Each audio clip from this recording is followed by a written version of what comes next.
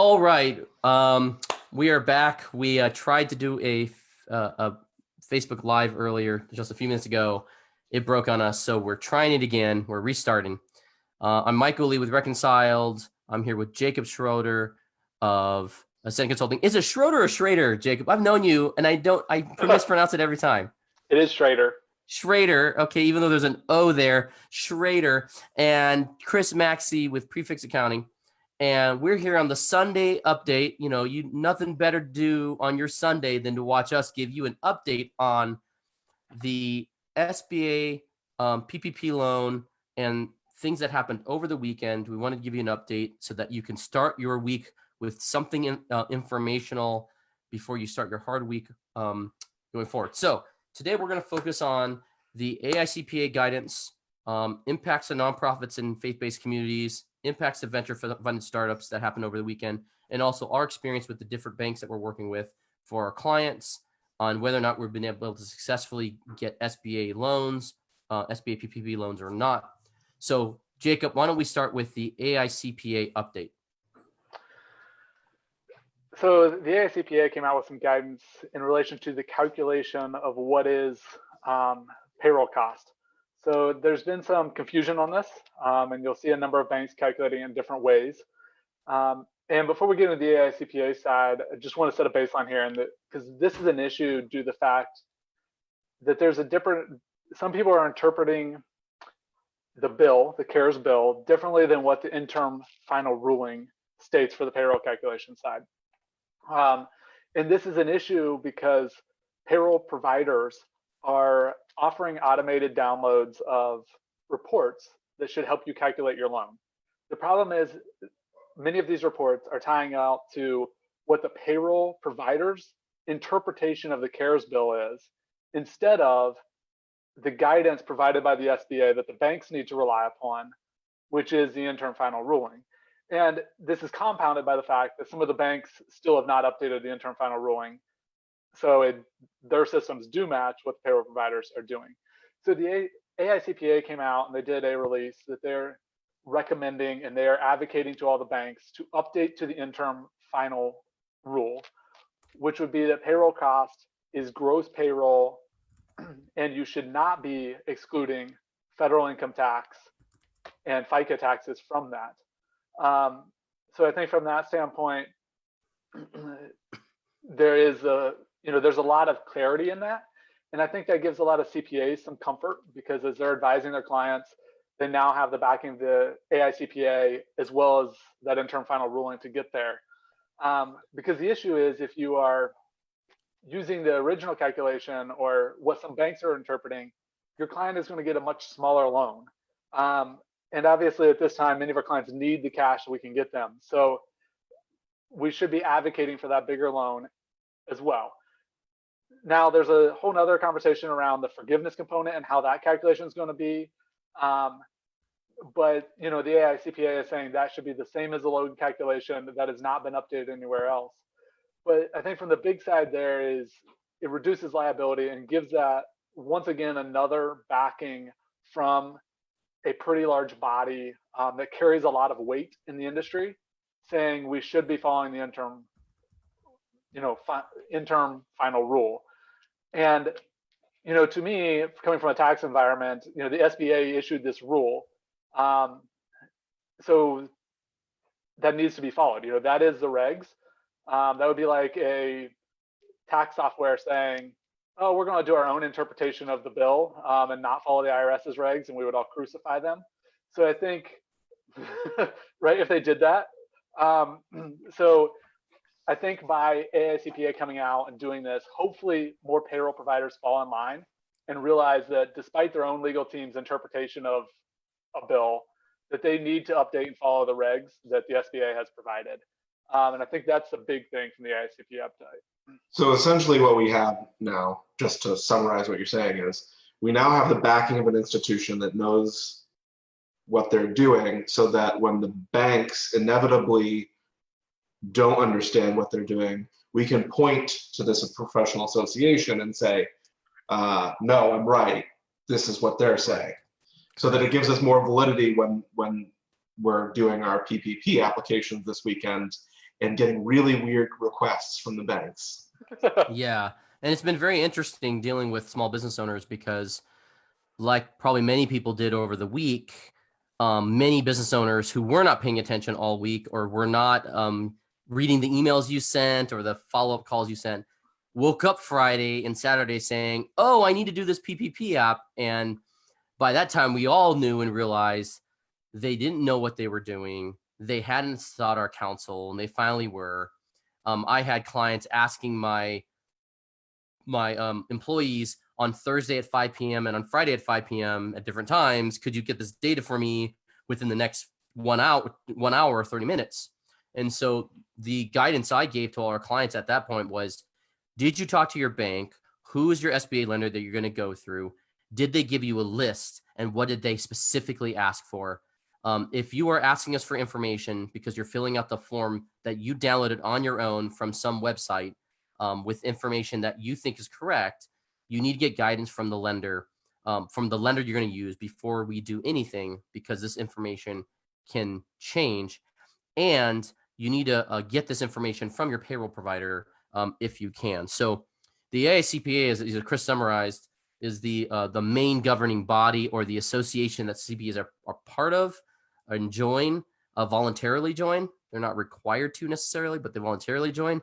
And each state has their own CPA authority or licensing authority, but the AICPA is the respected governing body nationally for all CPAs.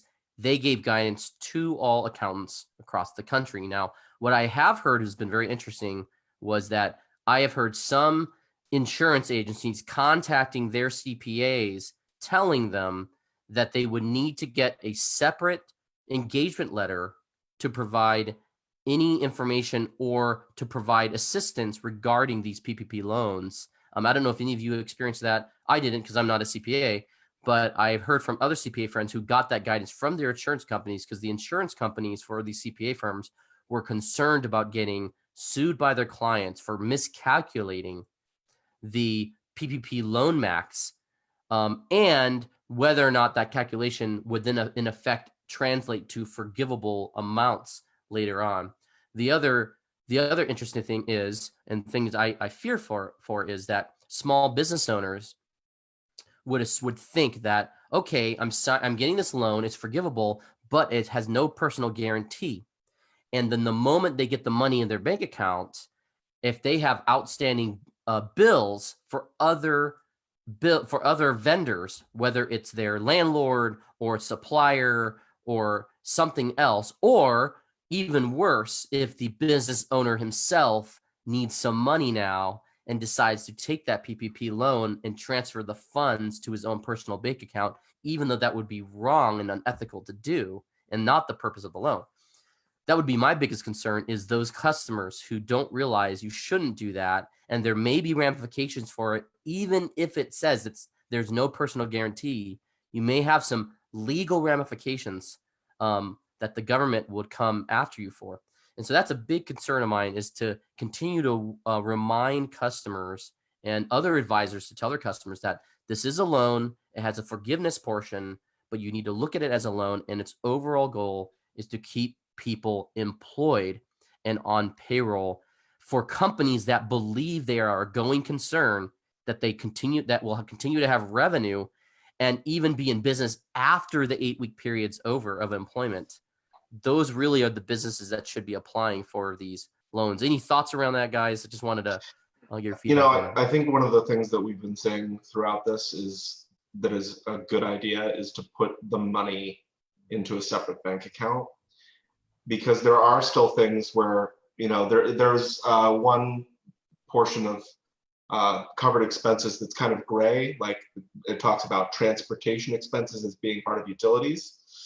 So putting it into a separate bank account and then keeping track of some of these gray expenses and really being prepared to pay for it is probably a good idea, because I think what we're going to see is that we're going to get more of an understanding of what is actually a covered expense over the next couple of weeks. And that's not what the SBA and Treasury are focusing on right now. Yeah, so one of the banks I'm partnering with, they're requiring every person to open a separate bank account and stick it in there. Now, granted, you could then turn around and move it right back out, but they are requiring that. And I think it's a good step. It's a good step. Those gray ones, don't pull them out right away. Keep track of them in a list. You can reimburse yourself for those later after guidance is clarified. So the clear cut ones, move that money now. Those gray ones, make sure you just keep track of them and we can reimburse from that holding account over later. Michael, I think the liability side is something we all need to consider and look at the engagement letter. Now, engagement letter becomes really challenging because if you're collecting your agent fee, who should your engagement letter be between? The client's not paying you anything, so how do you have an engagement letter with them on this topic, right? So I think that becomes really confusing there. My insurance, I feel like I'm probably covered because I've leveled up in my insurance anyways because the amount of advisory I do. And we say we do advisory. So, but many CPA firms or bookkeeping firms who have not gotten the insurance policy that will cover them on advisory and giving business advice may need to look at an expanded insurance policy even for this, let alone a new engagement letter, right? Because their insurance company might be saying, well, even if you do have an engagement letter for that, we're not covering if something goes wrong. Right. So understanding your limits in this and working in those. Now, I'm also going to say, I'm very passionate about we need to be helping our clients, right? My guess is many of us in the last week went above and beyond, right? We went out on the limb for our client, and I want to applaud you guys for that. The accountants out there, that's what we're there for, do that above and beyond, but also just don't forget that there is a liability there. Make sure you understand what you're doing. Make sure you're giving correct advice on that side of things, right? Yeah. I don't want to discourage you from helping your clients because our clients need us right now. I'm just going to say America needs us to help the small businesses because if not, they're probably not going to get there. They need us advocating for us at banks. They need us in this process because without us, small business probably aren't getting the lending they need or the finances they need to survive. Yeah, that makes a lot of sense. So, well, that's great. That's a great point, Jacob. So, so there was a few other updates over the weekend that were very interesting. Let's start with for nonprofits, faith-based associations. It looks like the SBA or somebody gave clear guidance. I believe the SBA, because it's right on their website, gave clearer guidance on faith-based organizations, nonprofits. Because there was a question on, well, do you have to have your 501c3 already? Do you even have to be a 501c3?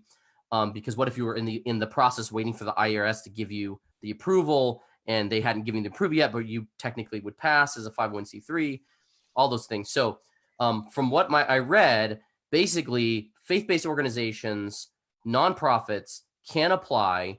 There's a few restrictions, but pretty much majority of nonprofits, as long as you have under 500 employees, you are basically going to be treated very similar to a small business, and you're going to be asked some questions related to that. But like you're able to basically apply, and you're going to apply through your bank, and your bank is going to be able to determine your SBA lender if you meet the qualifications.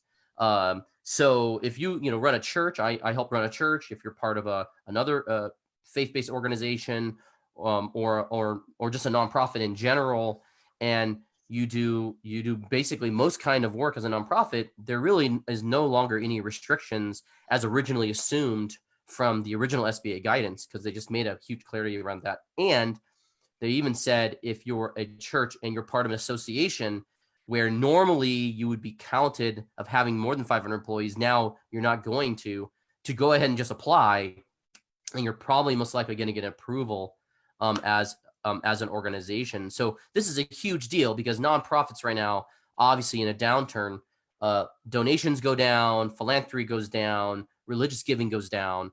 So all these organizations that were operating normally in this robust economy and providing much needed services, both social services and faith community services, and even ones where there's faith-based organizations providing shelter, food, social services, they really need to be continuing to operate, and one great story I heard recently was there's a temporary hospital being built in Central Park in New York City, and New York somebody called the organization Samaritan's Purse, which is Franklin Graham's organization, and they got churches mobilized to go volunteer and build that hospital. And so obviously there's a key component of faith-based organizations being involved in helping and volunteering. So we want those organizations to survive. So that's what I'm reading and interpreting. Any other thoughts around that, or have you guys seen any other different conclusions around that with the PPP loan and the SBA loan? Yeah, no, that's from the faith-based non-for-profit side. It seems like they just took the cuffs off, like especially faith-based organizations. Affiliation rules are completely out the window.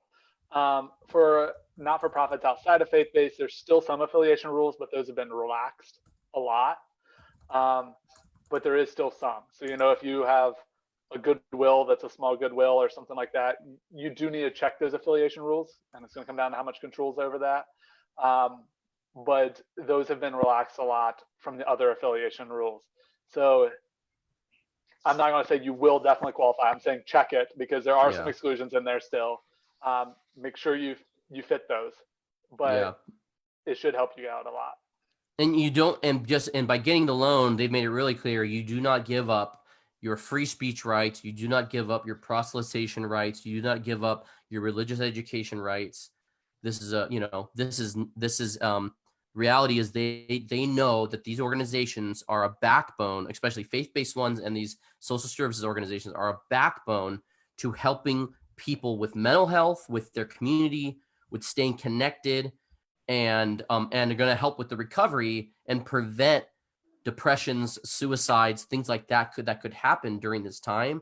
These organizations are key. And, you know, by many means, the United States is still very much a very religious and multi-religious country.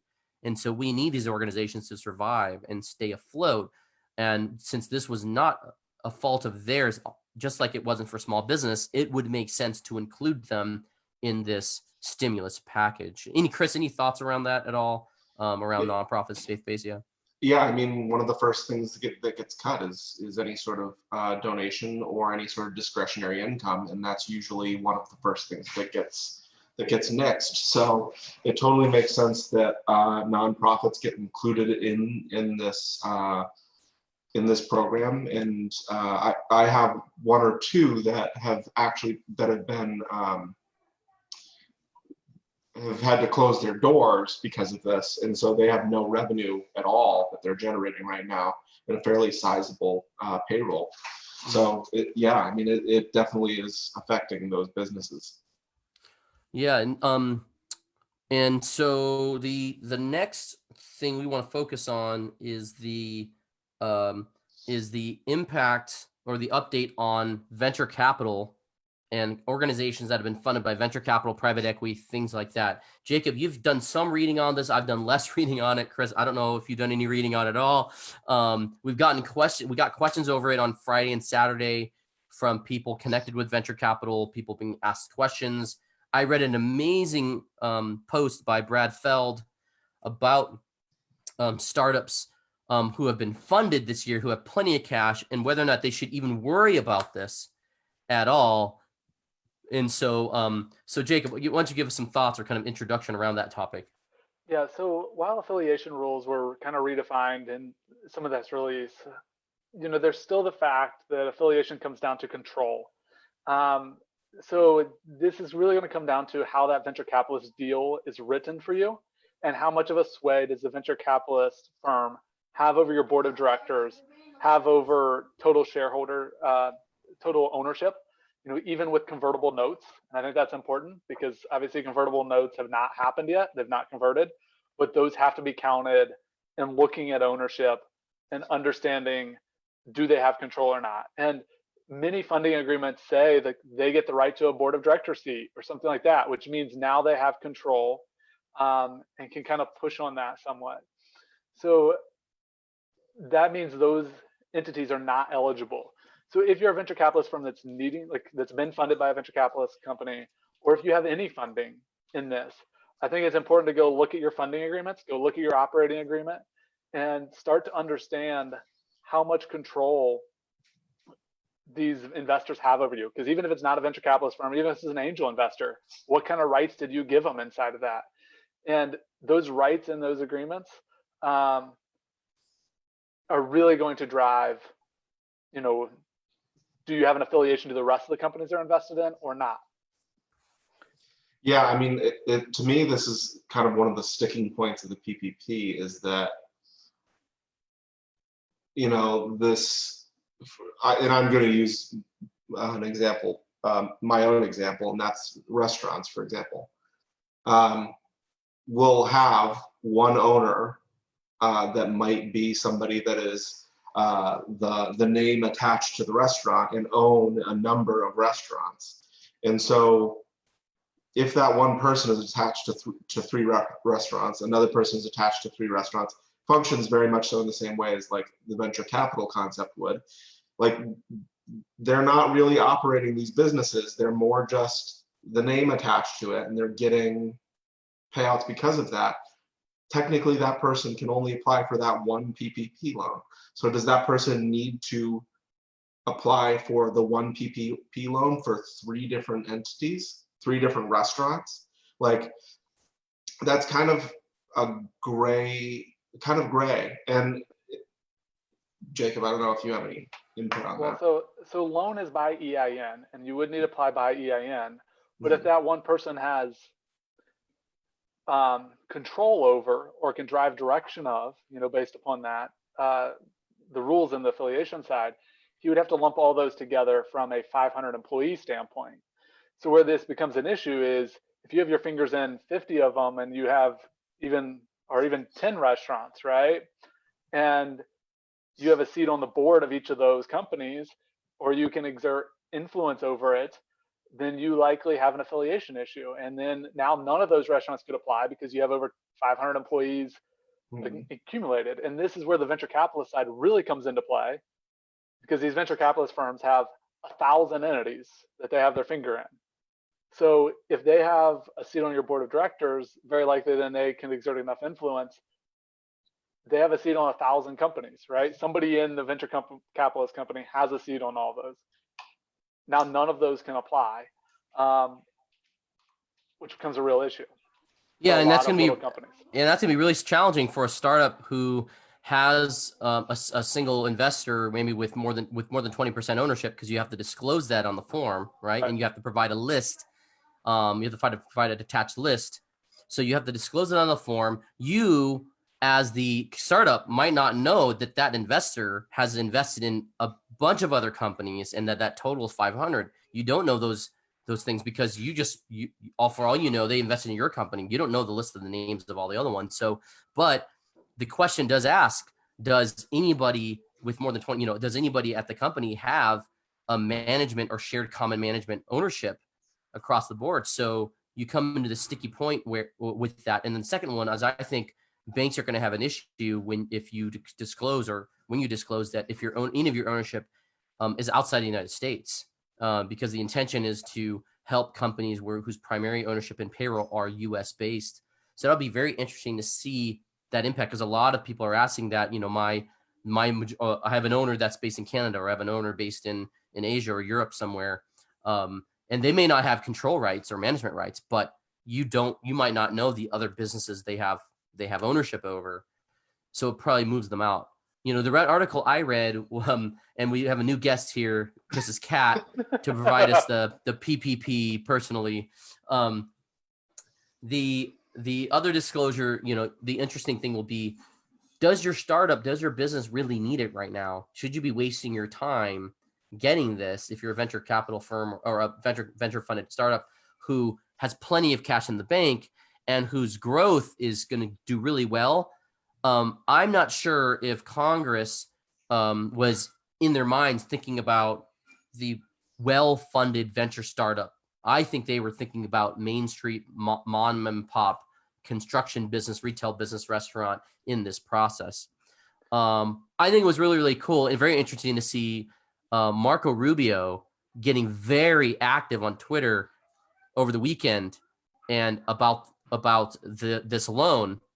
And not only posting 13 reasons why there were problems or that they were going to get clarity on, or try to get clarity on for everybody, but 2, posting a video actually being frustrated that Bank of America and other banks were creating these requirements.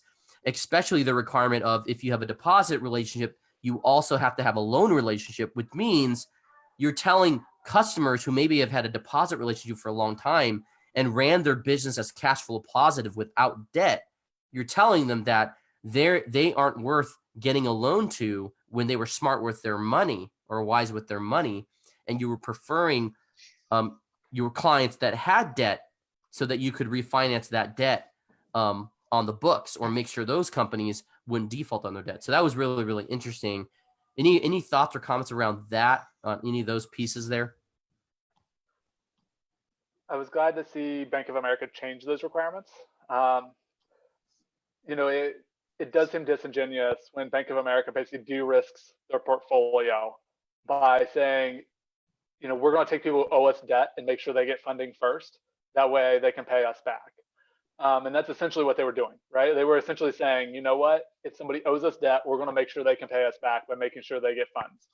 And I think they also had a lot more access to historical information because they had credit reports, all that. Right. But they also have a lot of that stuff for individual clients. Right. Banks now offer, even if you just have a deposit relationship, they'll offer a free credit score. They'll offer those things for you. Yeah. So from that side, I think Marco Rubio is very adamant on making that change, and I'm glad to see Bank of America stepped up on that. I do think, it's interesting to see Marco Rubio's comments since he was one of the original authors of this bill in the Senate. So it's interesting to see sometimes when he says, our intent was this, and we want to see this followed as Congress. And if, SBA, please update. And if we need to go back and actually issue legislation to enforce this, we will. So some of that is really interesting to see his interpretation because it kind of shows intent. Right. As well. And I'm glad to see someone's really pressuring the SBA from the legislative side to get some of this right and make sure it's updated. Yeah, that was really, really great. It's funny because I have both for my business and personally, I have multiple bank accounts and multiple credit cards, and so I realized, oh, okay, I have I bank primarily with a regional bank, a New England regional bank, and they weren't ready yet for the PP loan, so I went to Bank of America where I have a secondary bank account, and it's the only national bank account I have is with Bank of America. But I don't have a business credit card or a business lending relationship with Bank of America. And so I remember, do I have any kind of lending relationship with Bank of America? Oh, I have a personal Bank of America credit card with Bank of America, but I still didn't qualify according to their algorithm or their system to apply. And so then when they updated their system to open it up to deposit only, there was a stipulation that you had no lending relationship with any other bank. So you basically had to have a deposit with them, but no other lending relationship. So it was just so interesting to me to try to put myself in the minds of Bank of America and to go, how are they making their decisions on who to lend to and not lend to, or who to do this PPP loan with or not? Because this PPP loan has no personal guarantee and is 100% backed by the SBA if anyone defaults on it. So it's very interesting the order they're deciding to take, and both the good and the bad press they're getting online from this process. So that was very interesting. Something I think we should talk about is, what does an approval mean? Yes. What does an approval mean? Yes, because people are applying online, and they're applying to a bank website, a online fintech lender, a matchmaker. Like, they're applying all over the place, and some are getting an email, some are not getting email, some are getting an actual bank rep calling them, some are getting just an email from the bank rep, some are getting an SBA loan number, and then there's very few rumors I hear. I've not validated any of it, of people actually getting money funded already, which is incredible because this opened up on Friday. And so yeah, so what does that mean, Chris or Jacob, whoever wants to tackle that? What are the whole processes mean there?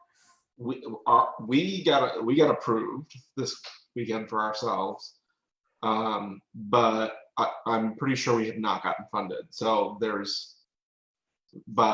I think we're one of the first ones that I've heard of that I have like first person not 7 degrees of Kevin Bacon, somebody got approved, but like that I know actually did. And by approved, you mean you have an SBA loan number, right? Yes, yeah. So that's the Bank of America, they were touting large numbers of this many people approved.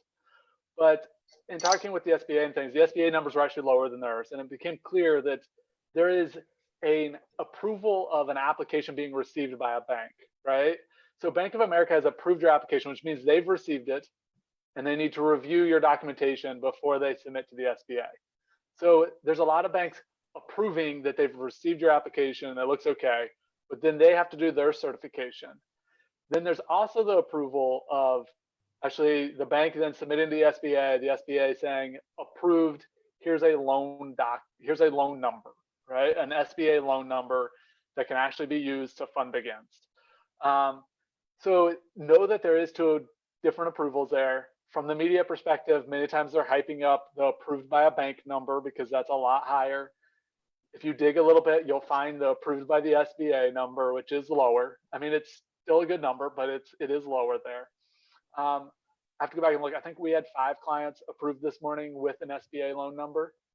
But in talking with our bank, they do not have guidance yet from the SBA on what needs signed to actually disperse funds. And this is a little interesting because typically you're signing like for your collateral, you're signing for personal guarantees, those type of things when funds are dispersed. There isn't any of that right now. Yeah. So I think, yeah. And then I think the frustrating part is the list of what to upload is different for every bank that we're finding. Right. And it could be literally, I've seen comments of some banks are requiring you to submit a story of how you've been impacted by COVID-19, which is like, has nothing to do with this application whatsoever. No. And we need a 7-page paper. Yes, yeah. Telling us the story about how you've been affected by this personally. Right, exactly. And make sure that you use APA sourcing for your references. Right, exactly. Not any of that MLA bullshit. Right. And then, you have banks that want a financial statement sometimes or want some kind of background on you. And then I saw one bank was looking for a 13-week cash projection. Yeah, there exactly. And we're going, how does this have anything to do with this loan at all? And so that's what's very interesting is the diversity around the documents created. And I would assume the one document you need to sign is basically a waiver of harm from the bank, which because the SBA and the federal government are guaranteeing to the banks, right, if this person defaults on the loan, you are not going to be held liable, and that they can't sue you, the bank, for giving them the loan. So that's very interesting. Agreed. I'm assuming it's a statement like that you recognize that this is a loan, that if you want the amounts forgiven, you're going to have to go through the forgiveness process at a future date. I'm going to assume there's some guarantees in there. Like if I want this forgiven, I will submit this additional documentation, or there might even be the requirement that I'm going to submit the documentation, right? Like I certify that I will submit documentation later in relation to forgiveness. I'm expecting there's some of that disclosure that people are going to have to sign before it drops in their bank account magically. Yeah.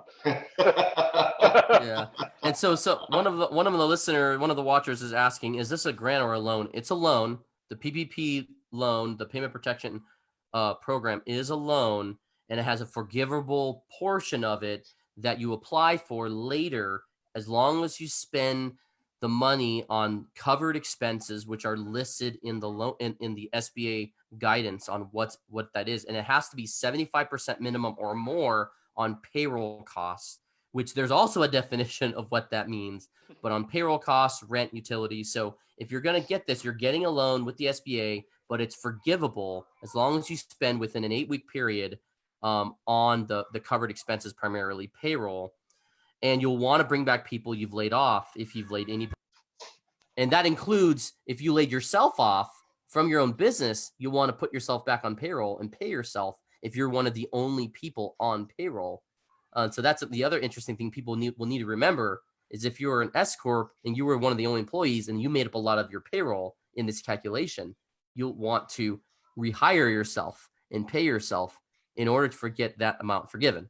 Now, that is the one question that I wanted to ask about today, because that's the one that I see by far and away the most common question that accountants, bookkeepers, and business owners alike are all asking, and that is, can I include draws in my loan amount?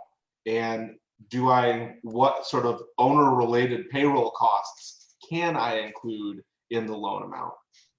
Yeah, that's a great question. Jacob, you want to tackle that? So obviously, as an S corp, you're supposed to be paying your owners a reasonable salary that they can live upon and reasonable for their position. So therefore, only their salary can be included in this compensation. So their salary from that side, their health and benefits that are employer paid, their retirement benefits that are employee or paid can be included in there as well. But it has to be payroll costs and things that are going to show up on a W-2, right? Those are the costs that can be taken for S corps and corporations. So your owner's draws cannot be counted in this. Owner's draws, I don't think will ever be counted in this, because even when you get to a Schedule C or a partnership, you're going to look at net earnings from self-employment, which do not tie to your draws, but take out your Schedule C if you're a Schedule C person and look at what that bottom of that is. That's going to be your net earnings from self-employment. A partnership, that flows through on the K1s, and there's a net earning from self-employment line on there. Partnerships box 14. That is going to be the amount there. If you took less distributions than that, that doesn't matter. If you took more distributions than that, it doesn't matter. It's looking at income, not distributions. Yeah. So not owners draws. We're gonna, I think everyone's agreeing into that, because that's not been cited, or even no guidance have been around that, and so you have to assume it's not there. It's not there. So you can't count that. And you want to make sure you spend the money on the forgivable portion. Now, for the self-employed without employees, independent contractors, you're going to have to wait. And I'm sure there'll be more guidance, even more clarity. You're going to have to wait till next Friday at the earliest, April 10th, this coming Friday, before you can apply with your bank. And by that time, your banks are probably going to have all the banks are probably going to have their applications up, hopefully. And the SBA will have a portal that works, hopefully. And there'll be a lot of businesses that are funded. And according to our president, he's going to ask for more money if the money runs out, which, we can bank on his words, right? So just work with your banker on get clarity on the guidance, get clarity on the list of documents they're going to want. And if you happen to be in the unique space where you actually have a deposit relationship and loans from multiple banks, well, then you have multiple options of banks you can work with to see who's moved faster than this. Now, there is a public word that many fintech players are working on making available online, and some have already, PPP applications. Now, some really what they're doing is they've gotten approved to accept the PPP application form and matches you to a bank, okay, because they themselves aren't SBA lenders. Others are saying they're actually getting approved to be a non-bank SBA lender, and they're waiting for that, and then they're going to actually be able to give you money, which only the largest of the largest fintech players can do that, because most fintech players right now are venture funded and don't have enough money to just dole out on their own. So that'll be interesting to see too what happens this week related to that. Chris, you wanted to say something there? Yeah, with the two exceptions to that seem to be Divvy and then Intuit as well, are both entering into this space, which we'll probably have more information about that on Monday. But I know there's been a couple of accountants. I believe Amy Walker has applied for a Divvy loan for a client. So we'll see how that turns out. And many like Divvy, I read Divvy is actually partnered with an SBA lender, so they are basically a marketing form, getting information in, and they're going to give it to an SBA lender, approved lender in the U.S., and that lender then gets the benefit from the fact that Divvy has all these customers that maybe doesn't bank with that SBA lender, and gets the benefit from hopefully getting new customers through that process. The other one that does have a banking license that Marco Rubio actually tweeted about was PayPal. So PayPal is apparently working to get into this. per Marco Rubio's tweet as part of that this weekend. Wow. So those are the ones that have banking license. Chris mentioned like Intuit, QuickBooks Capital. Cabbage has started to play in this. They have a banking license because of the work they did, a lending license. So some of those are interesting. Like, I don't know if Lendio, Fundera, I know they've both talked about it with their model. I don't know if they actually have a banking license or if they're partnering with somebody on the back end. But some of those, PayPal is one of the large ones, right? QuickBooks Capital, those guys are pretty large. And if they can figure this out, those are not just partnering with a bank, but running that operation themselves. All right, gentlemen, this is a great Sunday update. About 45 minutes in, we should take a break and let everyone get back. I have to go play with my kids. Great to see you guys. Looking forward to seeing you guys on Twitter and on other updates related to PPP. And hopefully the banks will get the much needed money to these small business owners that we work with this week so that we can continue to keep the economy rolling. But other than that, I hope you guys have a great Sunday. Have a good one. Thanks, Chris. Thanks, Jacob.